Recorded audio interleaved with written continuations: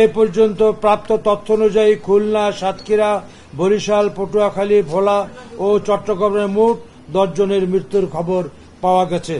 মোট 19টি জেলা ক্ষতিগ্রস্ত হয়েছে। জেলাগুলি হচ্ছে খুলনা, সাতক্ষীরা, বাগেরহাট, ঝালকাঠি, বরিশাল, পটুয়াখালী, পিরোজপুর, বরগুনা, ভোলা, ফেনী, কক্সবাজার, চট্টগ্রাম, নোয়াখালী, লক্ষ্মীপুর, চাঁদপুর, নড়াইল, গোপালগঞ্জ, শরীয়তপুর এবং যশোর। ক্ষতিগ্রস্ত উপজেলার সংখ্যা 160টি এবং ইউনিয়ন ও পৌরসভার সংখ্যা 914টি। ঘূর্ণিঝড়ে ক্ষতিগ্রস্ত মানুষের সংখ্যা 37,58,096 জন। সম্পূর্ণভাবে বিধ্বস্ত হয়েছে 35,483টি ঘরবাড়ি এবং আংশিকভাবে বিধ্বস্ত হয়েছে 1,14,992টি ঘরবাড়ি।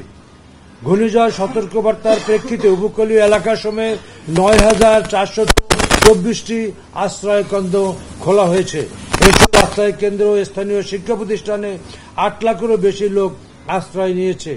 গরু, মহিষ, ছাগল, ভেড়াসহ আশ্রিত পশুর সংখ্যা 52,246টি।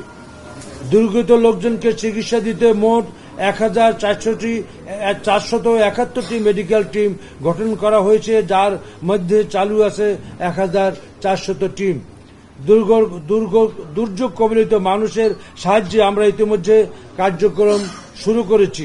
ইতিমধ্যে ক্ষতিগ্রস্তদের অনুকূলে 6,85,00,000 টাকা প্রদান করা হয়েছে, যার মধ্যে 15টি জেলায় জিআর ক্যাশ 3,85,00,000 টাকা, নগদ টাকা 5,500 মেট্রিক টন চাল, 5,000 প্যাকেট শুকনো খাবার, শিশু খাদ্য ক্রয়ের জন্য 1,50,00,000, গোখাদ্য ক্রয়ের জন্য 1,50,00,000 টাকা প্রদান করা হয়েছে। দুর্যোগ মোকাবিলা একটি সমন্বিত কার্যক্রম। মাননীয় প্রধানমন্ত্রীর সানুগ্রহ দিক নির্দেশনা ও এই কার্যক্রমে অংশগ্রহণকারী সকল সামরিক, বেসামরিক প্রশাসন, বিভিন্ন স্তরে জনপ্রতিনিধি, রাজনৈতিক নেতৃবৃন্দ, আইন শৃঙ্খলা রক্ষা বাহিনী, বিভিন্ন মন্ত্রণালয়, জেলা উপজেলা প্রশাসন, Bangladesh red crescent society, CPB সহ অন্যান্য স্বেচ্ছাসেবী সংগঠন, ফায়ার সার্ভিস ও civil defence, arm forces division এবং ইলেকট্রনিক ও প্রিন্ট মিডিয়া সহ সংশ্লিষ্ট সকলের সহযোগিতায় আমরা এই দুর্যোগ কার্যক্রম মোকাবিলা করতে সক্ষম হয়েছে বলে আমি মনে করি।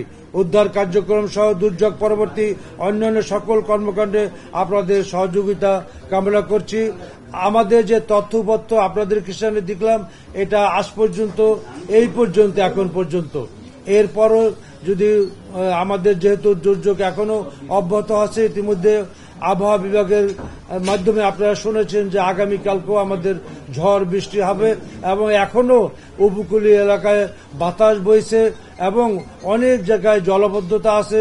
বিভিন্ন রাস্তাঘাট এখনো বিভিন্ন জায়গায় গাছপালায় প্রতিবন্ধকতা সৃষ্টি হয়েছে। আমাদের সেনাবাহিনী, ফায়ার সার্ভিস, স্বেচ্ছাসেবকরা দিন রাত্রে কাজ করতেছে রাস্তাঘাট পরিষ্কার করার জন্য। জলাবদ্ধতার জন্য আমাদের বিভিন্ন পানি সম্পদ মন্ত্রণালয় সহ বিভিন্ন কাজ করতেছে। এছাড়া আমাদের যে যোগাযোগ ব্যবস্থার জন্য আমাদের রোড সহ বিভিন্ন স্থানীয় সরকার সহ বিভিন্ন মন্ত্রণালয় কাজ করতেছে। এক কথায় আমাদের কার্যক্রম অব্যাহত রয়েছে যতক্ষণ পর্যন্ত আমরা সম্পূর্ণভাবে বুঝবো যে এই ঘূর্ণিঝড়টি থেকে আমরা নিরাপদ, ততক্ষণ পর্যন্ত আমাদের সমস্ত কার্যক্রমগুলি অব্যাহত থাকবে।